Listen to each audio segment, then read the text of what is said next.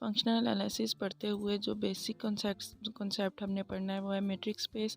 Matrix space actual में एक ऐसा सेट होता है जिसके ऊपर डिस्टेंस फंक्शन डिफाइन होता है।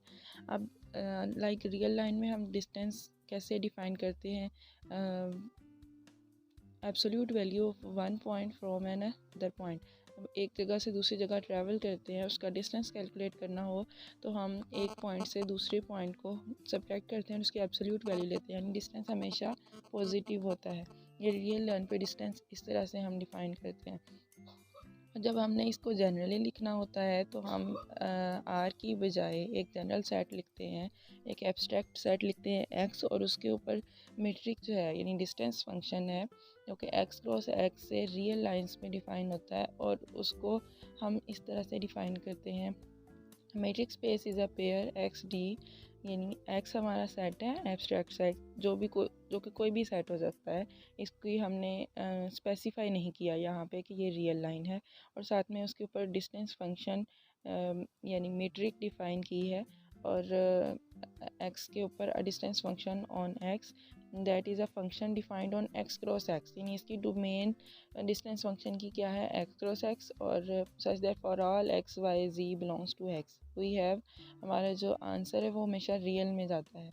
डी इज़ रियल वैल्यूड, यानी आंसर हमेशा रियल में जाएगा और फाइनाइट रहेगा, नॉन नेगेटिव रहेगा। नॉन नेगेटिव मीन्स ग्रेटर और इक्वल टू ज़ीरो, ज़ीरो भी हो सकता है और ज़ीरो से ज़्यादा भी हो सकता है, नेगेटिव नहीं हो सकता डिस्टेंस कभी भी। और डिस्टेंस ज़ीरो कब होता है? जब हमारा इनिशियल और फाइनल पॉइंट दोनों सेम हो, यानी एक्स और इक्वल्स टू वाई हो, तभी हमारा डिस्टेंस ज़ीरो होता है। थर्ड एक्सियम हमारी है d of x y equals to d of y x. अगर आप फर्स्ट पॉइंट इनिशियल से फाइनल तक जाएं या फाइनल से इनिशियल पॉइंट तक जाएं, आपका डिस्टेंस हमेशा सेम रहता है। इस प्रॉपर्टी का नेम है सिमेट्री प्रॉपर्टी। और फोर्थ एक्सियम हमारी आती है triangular inequality d of x y less than equal to d of x z plus d of z y. That means अगर आप x और y के दरमियान में एक और पॉइंट z लेते हो तो x और y के दरमियान जो डिस्टेंस है उसको आप इस तरह से सेपरेटली डिस्ट्रीब्यूट कर सकते हो, x से z पॉइंट और z से y पॉइंट के लिए। ये हमेशा लेस देन और इक्वल में इनइक्वालिटी आती है, या तो लेस देन होता है या इक्वल होता है। और रिलेटेड टर्म इसमें बता रहे हैं, एक्स को हम यूजुअली क्या कहते हैं, अंडरलाइंग सेट कहते हैं, यानी स्पेसिफाई नहीं किया हुआ आपने कौन सा सेट है, और इसके एलिमेंट्स एक्स के पॉइंट्स होते हैं। और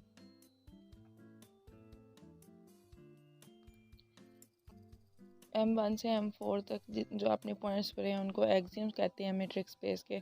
और ट्रायंगुलर इनइक्वालिटी को हम ज्योमेट्रिकली लिखें तो ये x से z तक आपका डिस्टेंस d ऑफ एक्स जी, और z से y तक डिस्टेंस आपका d ऑफ z y, और x से y तक डिस्टेंस है d ऑफ एक्स वाई। यानी अगर आप x से z से y जाएं तो d of x z plus d of z y आएगा, और अगर डायरेक्टली जाएं तो d ऑफ एक्स वाई आएगा। ये triangular inequality in the plane define की है।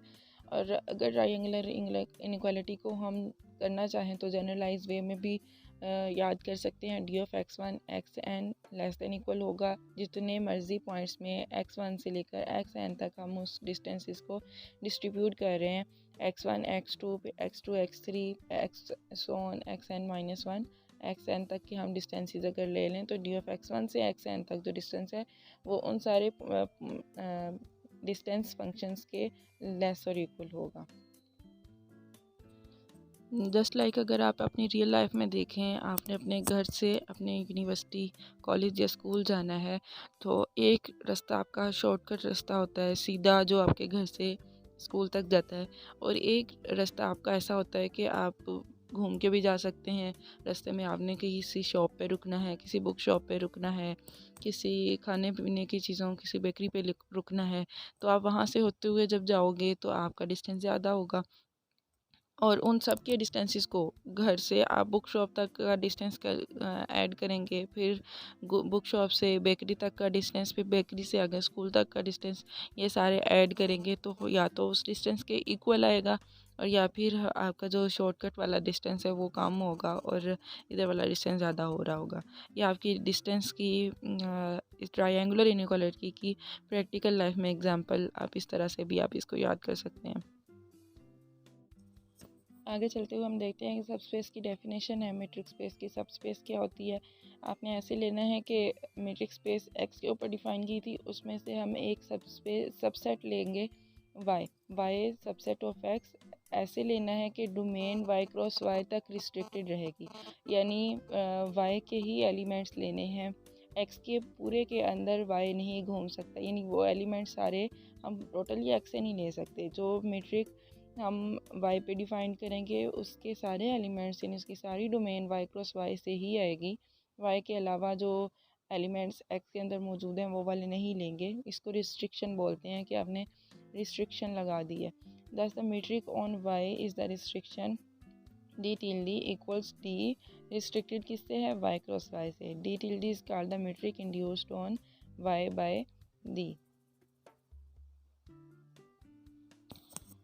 एग्जांपल्स की तरफ बढ़ते हैं। मैट्रिक्स स्पेस के एग्जांपल्स, एक तो सबसे पहले जो हमने डिस्कस की कि रियल लाइन में जब हम डिस्टेंस डिफाइन करते हैं तो हमारा डिस्टेंस होता है x माइनस वाई और इसके एब्सोल्यूट वैल्यू, यानी डिस्टेंस हमेशा पॉजिटिव होता है। तो ये set of all real numbers है जिसके ऊपर मैट्रिक डिफाइन हमने किया d of x y equals to x minus y absolute value. इसको आपने ऐसे करना है, हम इनके ऊपर जब सारी एक्सियम्स अप्लाई करेंगे तो इजीली अप्लाई हो जाएंगी, सारी एक्सियम्स आसानी से प्रूव हो जाती हैं।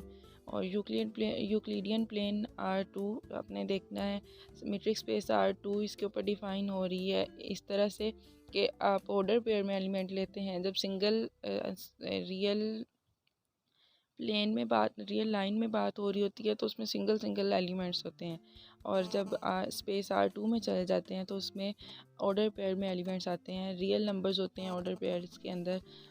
एक्स हमारा फर्स्ट ऑर्डर पेयर लेते हैं ज़ीटा 1 ज़ीटा 2, और वाई सेकंड ऑर्डर पेयर है ईटा 1 ईटा 2। अगर इस तरह से ले रहे हैं तो इसके ऊपर यूक्लिडियन मीट्रिक कैसे डिफाइन होगी? Zeta 1 minus eta 1 square plus eta 2 minus eta 2 square और इसका होल का स्क्वायर रूट। ये डिस्टेंस का फार्मूला में भी आप पहले से फैमिलियर भी हों। और another metric space is obtained if we choose the same set as before but another metric d1 defined by d1 of xy। Euclidean space R Euclidean plane R2 पे ही आप एक और मेट्रिक डिफाइन कर रहे हो, zeta 1 minus eta 1 absolute value plus zeta 2 minus eta 2 absolute value. ये दो metric spaces define किया हमने यूक्लिडियन प्लेन R2 पे। उसकी ज्योमेट्रिकल रिप्रेजेंटेशन ये बताई है।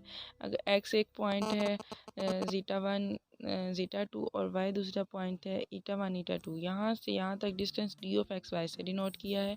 फिर उनका प्रोजेक्शंस ड्रॉ किया है, जब हमने देखना हो उनकी एब्सोल्यूट वैल्यूज़ क्या आ रही हैं तो उनके प्रोजेक्शंस ड्रॉ किए हैं एक्स एक्सिस पे, तो उनकी वैल्यूज़ साथ लिखी हैं zeta 1 minus eta 1 absolute value, और y कंपोनेंट जो है zeta 2 minus eta 2 absolute value. Euclidean metric on plane. Okay, next example है 3 dimensional Euclidean space R3।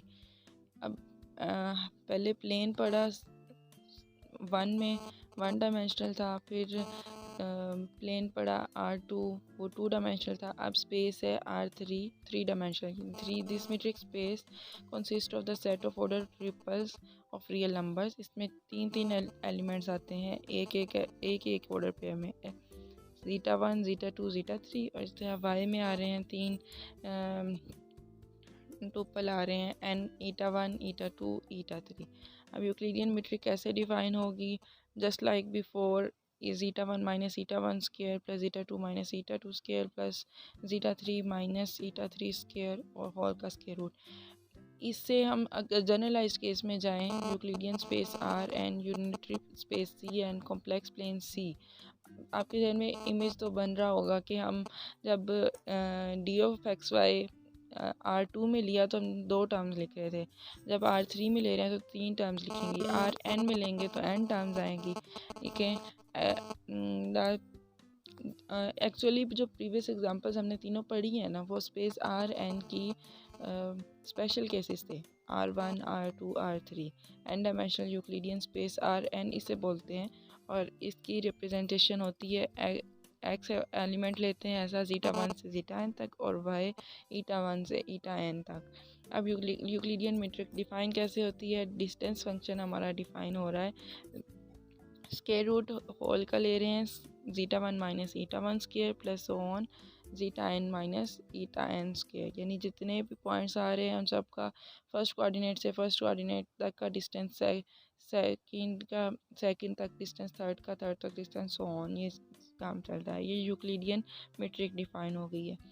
N dimensional unitary space कैसे डिफ़ाइन करेंगे कि हम जब स्क्वायर रूट के अंदर स्क्वायर वाली टर्म्स लेंगे तो उनकी एब्सोल्यूट वैल्यूज़ लेंगे, zeta 1 minus eta 1 absolute value का स्क्वायर और so on zeta n minus eta n absolute value का स्क्वायर। ऑब्वियसली ये या तो पॉजिटिव होगा इसका आंसर या फिर ज़ीरो होगा। और n इक्वल्स टू 1 का स्पेशल केस है सी कॉम्प्लेक्स प्लेन के लिए। सी विद यूजुअल मीट्रिक इस पे डिफाइन होती है d of x y equals to x minus y absolute value, वही मीट्रिक जो रियल प्लेन पे हुई थी। सी एन को sometimes complex Euclidean space n space भी कहते हैं। जैसे हमारी ये यूक्लिडियन स्पेस आर एन, इसको रियल स्पेस आर एन भी बोलते हैं और सी एन जो है वो यूक्लिडियन स्पेस सी एन बोलते हैं। नेक्स्ट एग्जांपल हमारी 1.16 है सीक्वेंस स्पेस एल इन्फिनिटी। इस एग्जांपल में हमारा एक सेट एक्स ऐसा लेते हैं जिसके जो सीक्वेंसेस होती हैं जिसके अंदर सारी bounded sequences of complex numbers, that is every element of x is a complex sequence. अब हर एलिमेंट जो भी हमने लेना है वो कॉम्प्लेक्स सीक्वेंस होगी और बाउंडेड होगी। उसको हम सिंपली ब्रेसेस में शो करते हैं स्मॉल ब्रैकेट्स में। The such that for all j equals to 1 2 so on we have bounded के लिए हमारी कंडीशन है कि जो सीक्वेंस है उसकी एब्सोल्यूट वैल्यू अगर हम लें तो less than equal to some number होगी। C where c x is a real number which में depend on x but does not depend on j, यानी इंडिसेस पे डिपेंड नहीं करता लेकिन एक्स पे डिपेंड कर सकता है, यानी एक्स जो हम पॉइंट्स ले रहे हैं उन पे डिपेंड कर सकता है। ये तो बाउंडेड की होगी। अगर बाउंडेड है तो उसके ऊपर मीट्रिक हम डिफाइन कैसे करेंगे? D of x y equals to supremum of zeta j minus eta j, j belongs to natural numbers where y हमारे पास ईटा जे है जो कि एक और सीक्वेंस है। जैसे हमने ज़ीटा जे सीक्वेंस ली थी इक्वल्स टू एक्स लिया था। और सुप्रीमम क्या, एस यू पी हम सुप्रीमम के लिए लिखते हैं। सुप्रीमम होती क्या है? लीस्ट अपर बाउंड होती है। द मीट्रिक स्पेस दस obtained is generally denoted by L infinity. Infinity हम क्यों लिख रहे हैं? क्योंकि हम इसमें सीक्वेंस के अंदर एलिमेंट्स के को डिफाइन नहीं कह रहे कि यहाँ से यहाँ तक नंबर्स होंगे, ये नेचुरल नंबर्स हैं सारे। L infinity is a sequence space because each element of x is a sequence. जब हम हर एलिमेंट को सीक्वेंस ले रहे हैं तो इसलिए ये सीक्वेंस स्पेस है l infinity. Function space C of a b interval पे डिफाइन की हुई हमने अब ये एग्जांपल पढ़नी है। As a set x we take the set of all real valued functions x y so on which are functions of an independent real variable t are defined and continuous on a given closed interval j equals to a b। a b हम इसकी notation में भी use कर रहे हैं। a b interval है, close interval, जिसके जो हम मेट्रिक स्पेस में सेट x लेते हैं वो सारे का सारा क्लोज इंटरवल a b पे डिफाइन हो रहा है, यानी जितने भी एलिमेंट्स ले रहे हैं वो उस इंटरवल के अंदर से ले रहे हैं। और इसके ऊपर मेट्रिक कैसे डिफाइन हो रही है? D of x y maximum of t belongs to j x of t minus y of t. Distance function है एक्स और वाई जो है वो ए बी क्लोज इंटरवल से बिलोंग कर रहे हैं। फंक्शंस हैं टी के max m a x max हम लिखते हैं मैक्सिमम के लिए और हमारे पास एक मेट्रिक ऑब्टेन हो जाती है c close interval a b c, यानी continuous functions on close interval a B.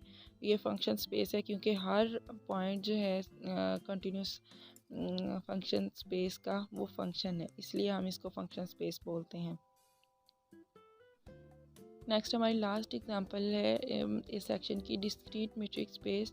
इस डिस्क्रीट मीट्रिक स्पेस ऐसी स्पेस है जिसके अंदर डिस्टेंस अगर एक पॉइंट से उसी पॉइंट तक लेंगे तो ज़ीरो आएगा, और अगर एक पॉइंट से अगले पॉइंट किसी भी पॉइंट तक ले लें जब x not equal to y है तो 1 रहेगा हमेशा। तो ऐसी डिस्क्रीट मीट्रिक स्पेस, इसको डिस्क्रीट मीट्रिक स्पेस कहते हैं ऐसी मीट्रिक को। इसको वैसे भी रीड कर लेते हैं। We take any set x and on it the so called discrete metric for x defined by d of x equals to zero. Distance of x से x तक ज़ीरो है और distance d from x to y equals to 1 when x is not equal to y. This space x is called a discrete metric space.